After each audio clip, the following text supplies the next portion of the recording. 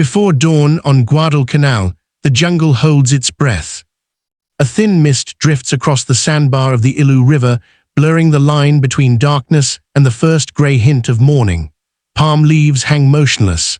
The air is wet, heavy, and silent, too silent for a battlefield. Then, from across the river, a sound begins. A distant rumble. Feet moving in unison. Metal clinking softly against metal. United States Marines of the 1st Division tighten their grips on rifles and machine gun handles. They cannot see shapes yet, only shadows shifting in the treeline, but they know what is coming. They've heard the scouts. They've studied the patterns. And in the darkness ahead, thousands of Japanese soldiers gather shoulder to shoulder, preparing for the ultimate expression of imperial courage. A deep shout rises. One voice first. Then hundreds. Then thousands. The jungle explodes with a single roaring cry. Tenno hika Banzai. The charge begins. A tidal wave of bodies rushing forward with rifles, swords, bayonets, driven by a belief older than the war itself. But on this night, and many that followed, the truth behind the failure of these charges began long before the first Marine ever heard that cry. In the decades before the Pacific War, the Imperial Japanese Army built itself on a singular philosophy: victory through spirit.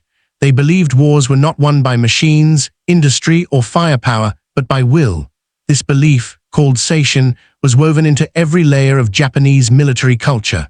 Officers preached it. Soldiers memorized it. Textbooks taught it to children long before they were old enough to hold a rifle. In this worldview, the Japanese soldier was expected to fight with a ferocity unmatched by any enemy. He was trained to see fear as weakness, pain as irrelevant, and death as honorable. The greatest expression of that ideal became the Banzai charge, a massed frontal assault intended to break an opponent's morale through overwhelming courage and sheer human momentum. This tactic did not begin in the Pacific. Its roots stretched back to the early 20th century. During the Russo-Japanese War, 1904-1905, Japanese infantry shocked Russian forces with night attacks, bayonet rushes, and suicidal bravery. Their near-fanatical commitment earned Japan victory and international respect.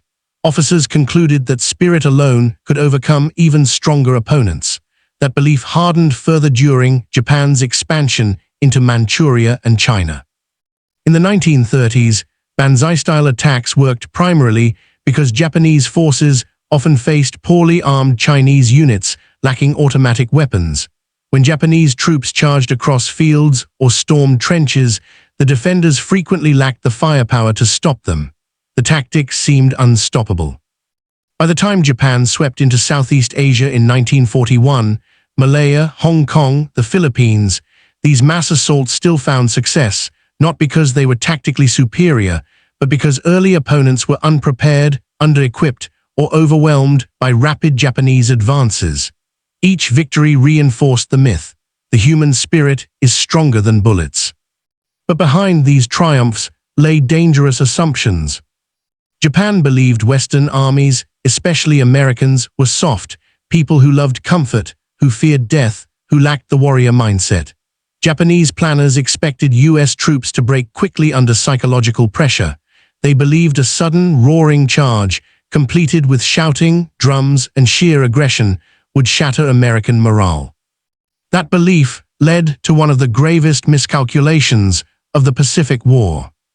Because halfway across the Pacific, on the eve of conflict, another military force had been preparing for war in a different way, quietly, methodically, and without illusions about what combat required. The United States Marine Corps had been shaping itself since World War I into a specialized expeditionary force built on discipline, marksmanship, and small unit coordination. Where Japan worshipped spirit, the Marines worshipped training. Where Japan relied on emotional charge, the Marines relied on firepower and precision.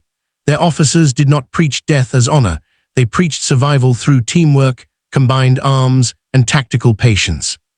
When the two forces finally met, the contrast was shocking. Japanese soldiers expected Americans to run. But the Americans, especially the Marines, did not. The stage for this collision was set in the jungles and beaches of the Pacific. Island after island would reveal the same truth, that bravery alone was not enough, and that the Banzai charge, once a symbol of unstoppable spirit, was about to meet an opponent who fought with equal determination, but far better preparation. The Pacific War would show that the failure of the Banzai charge was not a single moment, but a long, unfolding lesson in the limits of ideology. And as 1942 approached, that lesson was about to become brutally clear. When the United States entered the Pacific War, the Imperial Japanese Army expected a conventional opponent, slow to adapt, dependent on heavy equipment, vulnerable to shock. But what stepped ashore on the islands of the Pacific was something very different. The United States Marine Corps, although small in number, embodied a type of warfare the Japanese had not experienced before, disciplined aggression backed by overwhelming firepower. The Marines had spent decades refining amphibious doctrine. Since the 1920s, their training manuals emphasized landing under fire, securing beachheads, constructing defensive perimeters, and fighting in small, agile formations. By 1941, they had developed specialized units, machine gun teams, mortar squads, rifle platoons, trained to work as a single organism. Every Marine learned not just his job, but the job of the man next to him.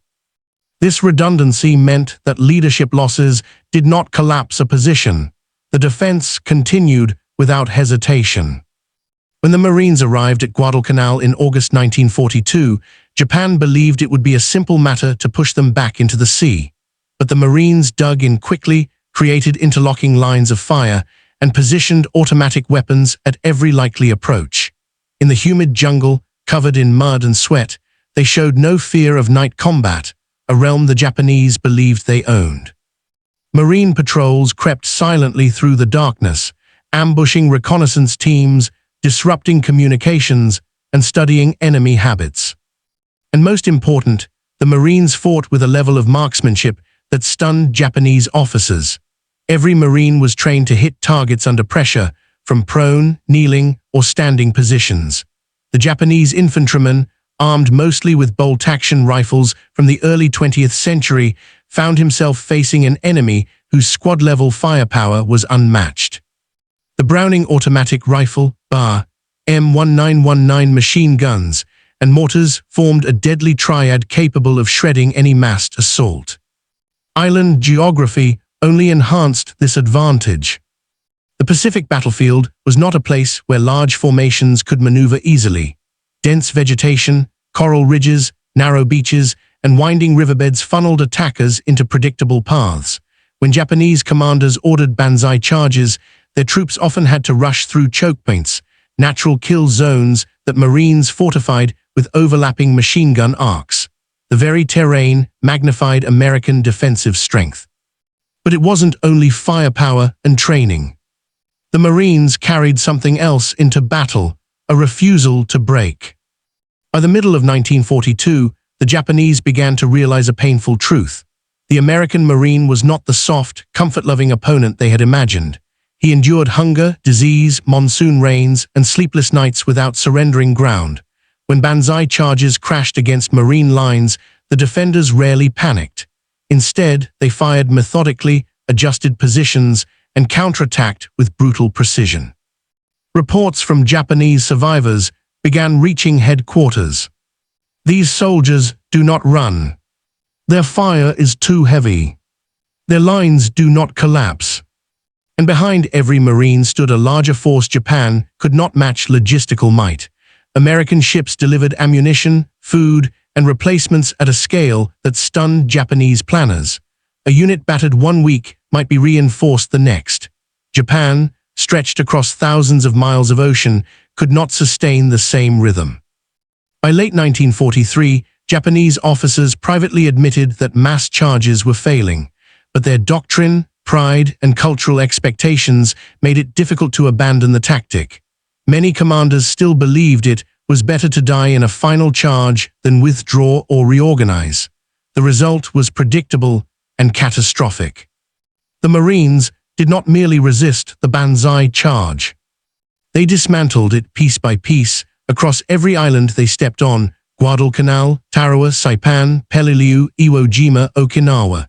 Each battle exposed a different weakness in the tactic, but all led to the same conclusion: courage cannot overcome coordinated firepower, discipline, and tactical preparedness. And as these truths combined, the deeper reasons behind the failure of the Banzai charge started to emerge, reasons rooted not only in tactics, but in psychology, terrain, leadership, and ideology. The stage was now set for a closer, multi-angle examination of why the charges failed so completely. To understand why Banzai charges failed, one must first understand what they were intended to achieve. A Banzai charge was never purely a tactical action, it was a psychological weapon. The Japanese believed that a mass of screaming soldiers rushing forward under the banner of the emperor could terrify an enemy into collapse. In earlier wars, this shock effect worked. Against Marines, it did not. For the American Marine, fear was present. No soldier is immune to it, but fear did not paralyze them. Training had conditioned Marines to react, not freeze. Even in the dead of night, when the jungle echoed with the thunder of thousands screaming, "Tenno Hika Banzai," the Marine line held because every man knew what his job was, where his sector of fire lay, and how his platoon fit into the defense. The Japanese charge depended on momentum. But Marines did not give them momentum. They met the scream with silence, discipline, and controlled violence. Psychologically, Japanese troops faced an unexpected enemy. They believed Western soldiers feared close combat, yet Marines willingly fought at arm's length, rifle butts, bayonets, pistols, even entrenching tools. Instead of breaking, the Marines hardened. Instead of retreating, they dug in. The psychological shock intended for the defender rebounded onto the attacker. The Banzai charge, meant to terrify, became a signal. Prepare to fire. And that shift in psychological balance, fear turning into readiness, destroyed the emotional advantage Japan relied upon. Banzai charges were straightforward: mass, shout, rush, overwhelm. Marines, however, built their defense around the opposite principle: precision over mass. Every Marine position was planned with interlocking fields of fire. Machine guns covered dead ground. Riflemen protected the flanks. Mortar teams were positioned to drop shells on choke points. When a charge began, every layer activated in sequence. Machine guns shredded the lead ranks. Bar gunners cut down groups attempting to maneuver. Mortars broke up formations before they reached the wire. Even if a few attackers pushed through, they faced cohesive fire teams that shifted seamlessly to repel close assaults. This coordination came from years of doctrine. Marine units trained repeatedly in night fighting, perimeter defense, and counterattack drills. Every Marine squad leader understood how to adjust under pressure without waiting for orders. Japanese commanders expected chaos. What they found was choreography. In open terrain, a Banzai charge stood no chance. In jungles, bottlenecked paths created natural kill zones. At night, Marines used flares to expose rushing troops. By dawn, hundreds of bodies lay in front of their positions, a testament to the futility of mass assault against a modern defensive doctrine. The tactics simply had no place in a battlefield shaped by automatic weapons and coordinated fire. The heart of the failure lay in firepower. Japanese infantry carried mainly bolt-action rifles, light machine guns with limited capacity, and bayonets meant for close combat. Their doctrine assumed that once the charge closed the distance, firepower no longer mattered. But Marines never allowed them to close the distance. The Marine Squad of WWII was one of the most powerful infantry units in the world. Every squad contained at least one Browning automatic rifle bar, capable of laying down continuous fire that tore through charging formations. Medium machine gun teams, positioned with overlapping arcs, delivered streams of bullets that no human wave could cross. Marine mortars fired rapidly and accurately, dropping explosives onto dense groups of attackers. And behind the lines, heavier support waited. Artillery, naval gunfire, aircraft, No massed assault could survive such layers of destruction. A Banzai charge that might have worked in 1905 could not work in 1942. The machine gun alone changed warfare forever, but Japanese doctrine had not fully adapted. Charging into automatic fire was not bravery, it was suicide. The Marines did not merely outfight the Banzai charge, they outgunned it on every level. These three angles, human, tactical, and firepower, set the foundation, but deeper, systemic factors would also shape the fate of the Banzai charge. The Pacific battleground was unforgiving. It was not Europe's open fields or China's rolling plains. It was a labyrinth, dense jungles, volcanic ridges, coral reefs, mangrove swamps, and narrow beaches bordered by cliffs. These islands were not designed for movement, let alone for thousands of soldiers to run shoulder to shoulder in a frontal assault. Yet the Banzai charge required space, momentum, and visibility. The Pacific offered none of that. Japanese troops often had to advance through single-file jungle paths, ravines, or narrow river crossings before they could even form up for a charge. Marines studied these natural funnels, pre-sighted their machine guns, and turned them into killing grounds. The attackers rarely reached full speed. Most died before emerging into open ground. Even when terrain opened slightly, such as beaches or plantations, moonlight, flares, and pre-registered artillery zones exposed every movement. The same jungle that concealed Japanese approaches during the day betrayed them at night by restricting formation and slowing their pace. On volcanic islands like Iwo Jima and Peleliu, the terrain was even harsher. The jagged rocks tore boots, slowed movement, and funneled troops into predictable arcs. Here, the Banzai charge didn't just fail, it collapsed instantly, dismantled by the immovable geography of the battlefield. Mass assault had no place in terrain that rewarded stealth, patience, and small unit maneuver, qualities the Marines excelled in and which Japanese massed rushes could never match. While Japanese doctrine placed enormous responsibility on the will of the individual soldier, Marine doctrine emphasized the intelligence and adaptability of leadership at every level, from generals to sergeants. Marine officers understood the psychology of night fighting. They knew the Japanese preferred darkness, chaos, and shock, so leaders prepared their men to treat night assaults not as surprises, but as tactical opportunities.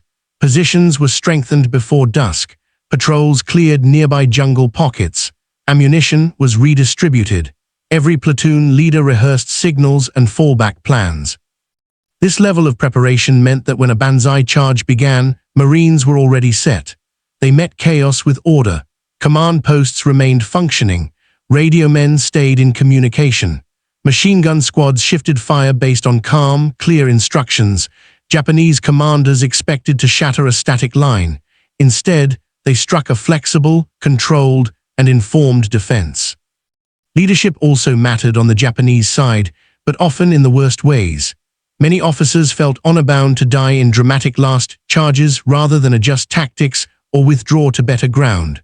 Some launched Banzai assaults not out of strategy but desperation, believing a glorious death was preferable to organized resistance. Others overestimated their men's endurance or underestimated American firepower. Marine leaders, meanwhile, were trained to preserve their forces and maximize fire effectiveness. Their decisions were grounded not in ideology, but in battlefield logic. This difference alone turned many charges into disasters. Perhaps the most decisive angle of all was a failure of understanding. Japan fundamentally misread the American fighting spirit. From pre-war intelligence to officer training, Japan built its strategy on the belief that Americans were psychologically inferior. They believed Western culture softened men, that American soldiers would panic under pressure, that they feared death, feared close combat, feared night fighting. This assumption shaped the entire philosophy of the Banzai charge. But on islands like Guadalcanal, Saipan, and Tarawa, Japanese troops encountered something they had not expected. Americans, especially Marines, who absorbed shock, recovered instantly, and fought with relentless determination. The Marine Corps had its own warrior ethos. It did not rely on spiritual slogans or emotional unity. It relied on something far more practical: training, discipline, cohesion, and mutual trust. Japanese miscalculation also extended to American technology, logistics, and adaptability. Every failed charge taught the Marines something new. They adjusted tactics, altered defensive layouts, and improved nighttime procedures. Japan, locked in rigid doctrine, did not adapt nearly as fast. This misreading of the enemy sealed the fate of the Banzai charge. What was meant to intimidate instead became a predictable and fatal maneuver. And these 6 angles: human, tactical, firepower, terrain, leadership, and miscalculation, would collide in the violent turning points of the war.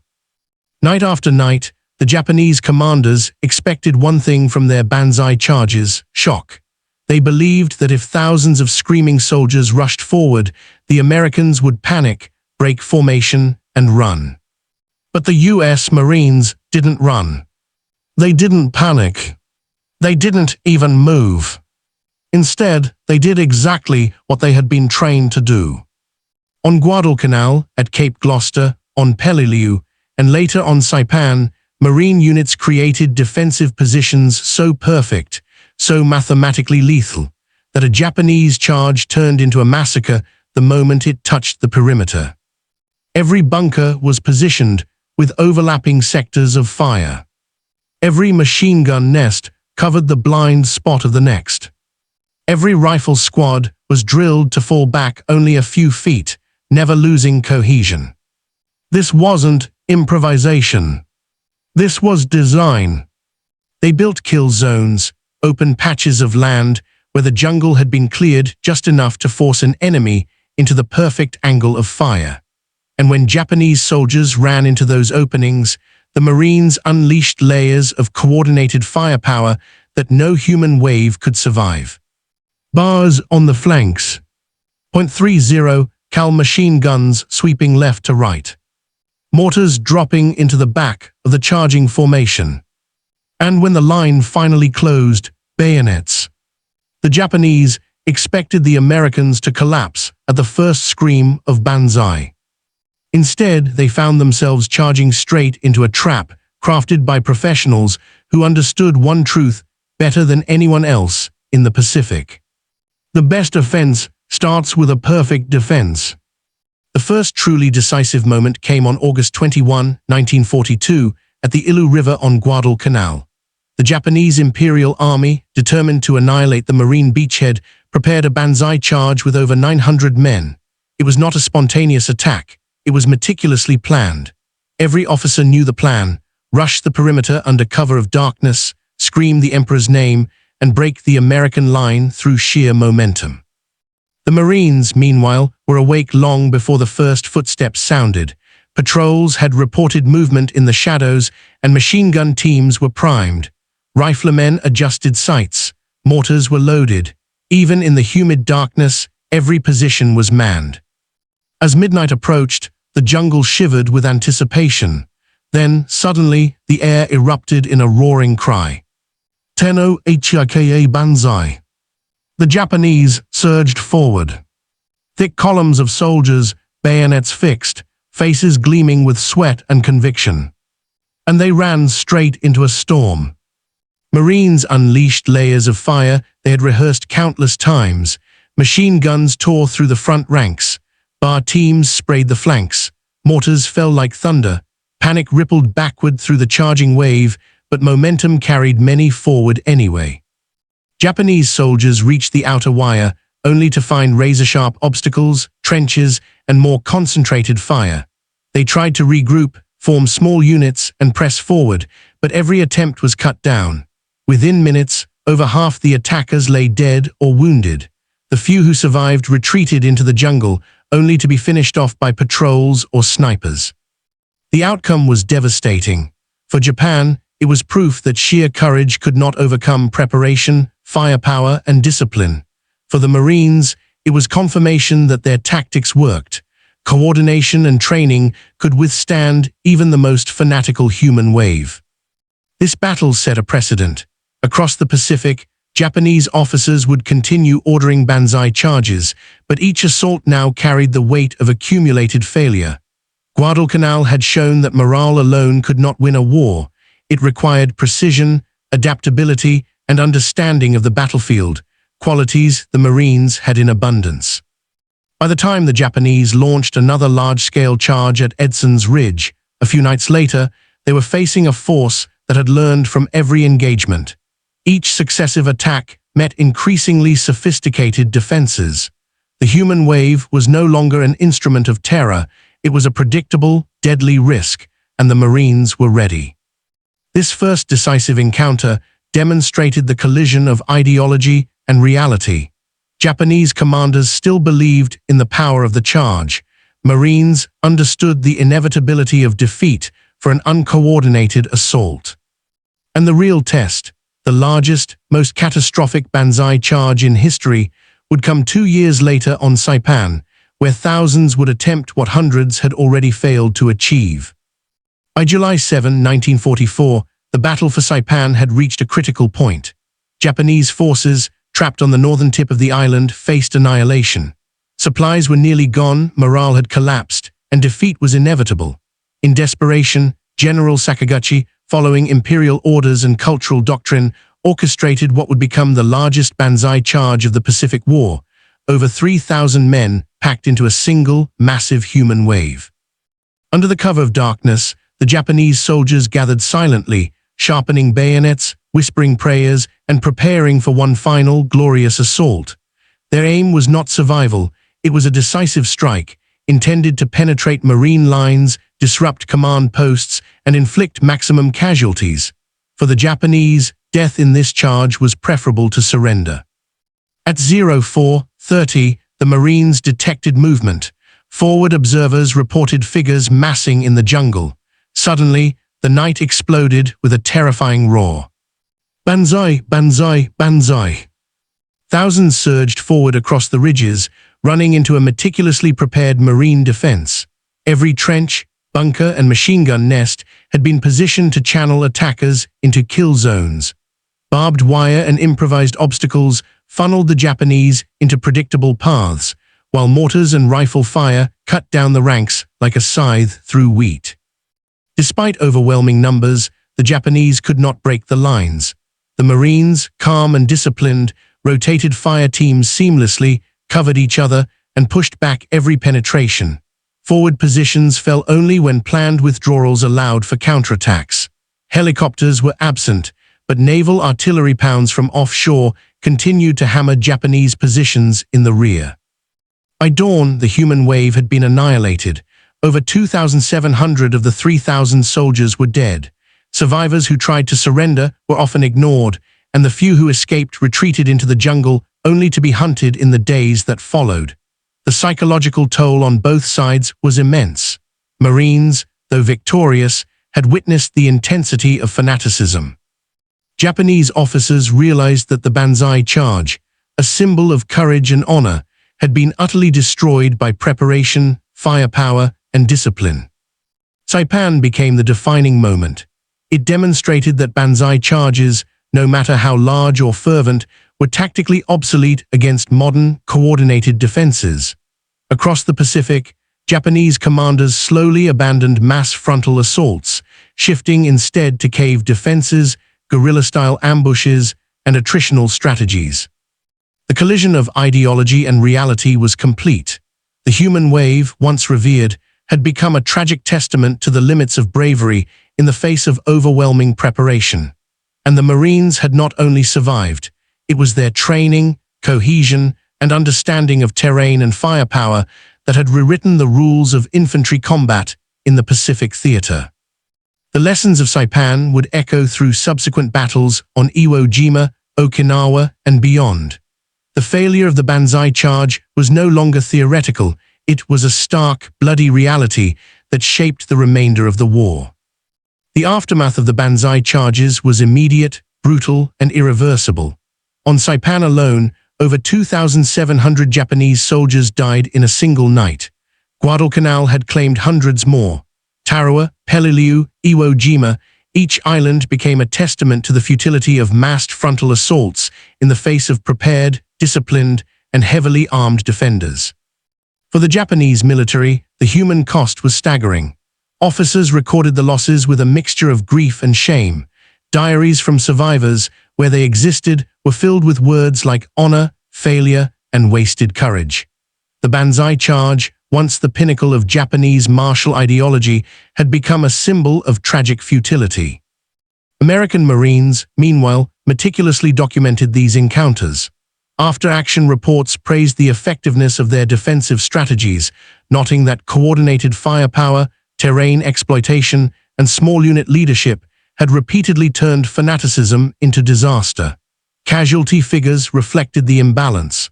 While Marines endured some losses, Japanese fatalities were exponentially higher.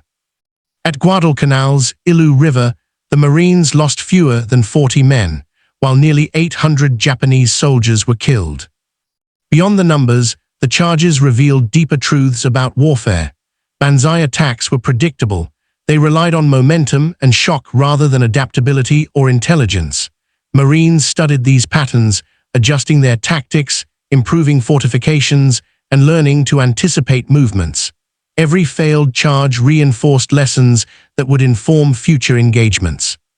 Japanese strategists were forced to confront a painful reality. Courage alone could not win battles. Where Japanese doctrine demanded heroic frontal assaults, Marines demanded method, preparation, and lethal precision. This disparity fundamentally reshaped the psychology of Pacific warfare. In the weeks and months that followed, Japanese commanders began reconsidering mass attacks. Some attempted smaller, infiltrative assaults or relied on entrenched positions in caves and ridges. But the myth of the unstoppable human wave had been shattered. Marines had proven that discipline, coordination, and firepower could outmatch even the most fanatical enemy. The failure of the Banzai charge was no longer a matter of opinion. It was documented, visible, and deadly. Its lessons would echo not only through the remainder of the Pacific campaign, but also in military studies worldwide. The consequences of repeated Banzai failures extended beyond battlefield statistics. Strategically, Japan's reliance on human wave attacks undermined its ability to defend vital islands in the Pacific. Each lost engagement reduced manpower, destroyed morale, and revealed the limits of a military doctrine built on ideology rather than adaptability. Japanese troops, once confident in the invincibility of the charge, now faced a sobering reality. The Marines would not break, and attrition would be relentless. Marine reports from Saipan and Iwo Jima highlight the devastating effectiveness of disciplined defense. Even against overwhelming numbers, the United States Marine Corps consistently inflicted catastrophic casualties while preserving the cohesion of their own units. Historians note that these engagements forced a psychological shift in Japanese commanders. The Banzai charge, once synonymous with bravery, became synonymous with futile sacrifice. General Sakaguchi, whose leadership at Saipan had orchestrated the largest charge, survived only to see the doctrine he revered dismantled by facts on the battlefield. The human cost was immense. Japanese casualties in Banzai attacks often exceeded 90% of those committed. Survivors faced shame and psychological trauma, burdened by the weight of failed ideals. Conversely, Marines carried the psychological imprint of witnessing fanaticism firsthand, the screams, the momentum, the sheer desperation. Yet these experiences strengthened their resolve, reinforcing the necessity of preparation, firepower, and small unit cohesion. Tactically, the failure of the Banzai charge forced Japan to adopt alternative strategies. Defensive cave systems, guerrilla-style ambushes, and attritional tactics became the norm in later battles like Iwo Jima and Okinawa. But even these adjustments could not compensate for the disparity in firepower, coordination, and training. The Marines, already seasoned by earlier engagements, continued to dominate when doctrine relied on discipline rather than fanaticism. The aftermath also left a lasting imprint on the study of warfare. Military analysts, observing the repeated failures, concluded that massed human waves were obsolete against modern firepower. The Pacific battles demonstrated a stark truth. Morale, courage, and ideology are insufficient without tactical planning, technology, and adaptability. The Banzai charge had been a symbol of honor. In reality, it had become a symbol of strategic inflexibility and the lethal consequences of underestimating an opponent. And as the Pacific War moved forward, this lesson would resonate not only on battlefields, but in the evolving philosophy of modern warfare, where preparation, precision, and adaptability became the ultimate measure of combat effectiveness. The failure of the Banzai charge reveals a timeless truth about war. Courage alone is never enough. Across the Pacific Islands, Japanese soldiers displayed heroism, devotion, and unflinching loyalty to the emperor. They ran into bullets, mortars, and machine gun fire with a bravery that few could imagine. Yet no amount of valor could overcome preparation, training, and firepower meticulously applied by disciplined Marines. This clash of ideology and reality left an enduring mark. On one side, the Japanese military clung to doctrines rooted in spiritual conviction, expecting fear and shock to dictate outcomes. On the other, the Marines embodied modern warfare, cohesion, adaptability, and technological advantage. The consequences were tragic for those who charged and transformative for those who defended. In the end, the story is not merely about tactics or statistics. It is about the human cost of rigid thinking in war. Thousands of lives were lost to a belief system that placed honor above survival, while the Americans' methodical approach ensured that courage could be preserved, directed, and multiplied. These encounters shaped military doctrine for decades, teaching that discipline, foresight, and unity can outweigh even the fiercest individual valor. Yet there is a quiet dignity in both sides of this struggle. The Marines endured fear and chaos with resolve. The Japanese soldiers confronted death with extraordinary commitment. Both demonstrated aspects of human strength, but the Pacific theater exposed a profound lesson. Heroism without strategy can be fatal, and preparation can transform fear into victory. The failure of the Banzai charge echoes beyond its time. It reminds us that in war, ideology must meet reality, and that understanding an enemy's strengths and weaknesses is as decisive as courage itself. The human wave, once revered, became a cautionary tale, its lessons preserved not only in history books, but in the enduring principles of military science. And so, in the quiet aftermath of the Pacific Islands, amid the shattered trees and silent beaches, one sees both tragedy and clarity, the limits of bravery and the enduring power of discipline.